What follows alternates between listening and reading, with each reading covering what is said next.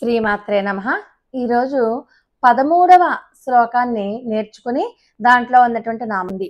ఈ 16 అక్షరాల నామంలో ఎక్కడా కూడా మధ్యలో బ్రేక్ లేదు, ఎక్కడా ల్యాండ్ అవ్వకూడదు, ఏకనామంగా నామంలో 13వ శ్లోకము. కనకాంగద కేయూర కమనీయ భుజాన్వితా రత్నక్రైవేయ చింతాకలోల ముక్తా ఫలాన్వితా. ఇది శ్లోకము.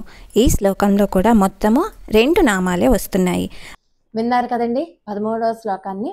ఇప్పుడు ఆ శ్లోకంలో ఉన్నటువంటి నామాలు, వాటి యొక్క మహిమ ఏంటో మనం చెప్పుకుందాం. ఓం కనకాంగద కేయూర కమనీయ భుజాన్వితాయై నమః.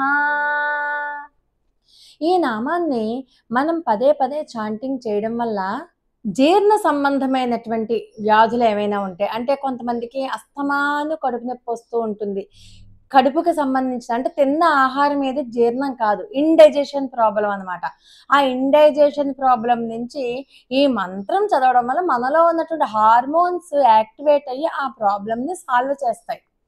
అందుకని చెప్పి ఈ మంత్రాన్ని మనం పదే పదే చాంటింగ్ చేయాలి. అలాగే ఈ 13వ శ్లోకంలో ఉన్నటువంటి 2వ నామం ఏంటంటే ఓం రత్నగ్రైవేయ చింతాకలోల ముక్తా ఫలాన్వితాయై నమః. పదే చాంటింగ్ చేయడం వల్ల మనకేం జరుగుతుందంటే ఆనందం, బ్రహ్మానందాన్ని అందించేటటువంటి మంత్రం. బ్రహ్మానందం ఎప్పుడు కలుగుతుంది? అమ్మవారి యొక్క సాక్షాత్కారం కలిగితేనే బ్రహ్మానందం కలుగుతుంది. అటువంటి బ్రహ్మానందాన్ని ప్రసాదించేటటువంటి మంత్రం అంటే సంపూర్ణమైనటువంటి అమ్మవారి యొక్క సాక్షాత్కారం మనోనేత్రంతో మనందరికీ కూడా కలుగుతుంది ఈ మంత్రాన్ని చాంటింగ్ చేయడం వల్ల.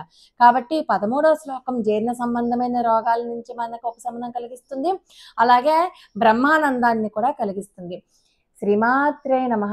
లోకా సమస్త సుఖినో భవంతు. మరి ఒక అద్భుతమైన వీడియోతో మళ్ళీ కలుసుకుందాం. అంతవరకు నమస్కారం.